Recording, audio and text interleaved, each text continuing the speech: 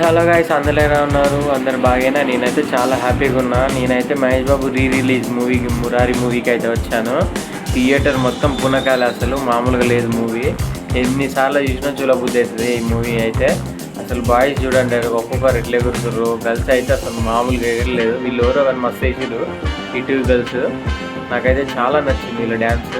ఇందులో ఒకటి ఒక్కొక్కరు మామూలుగా ఎంజాయ్మెంట్ మూమెంట్లో లేదు.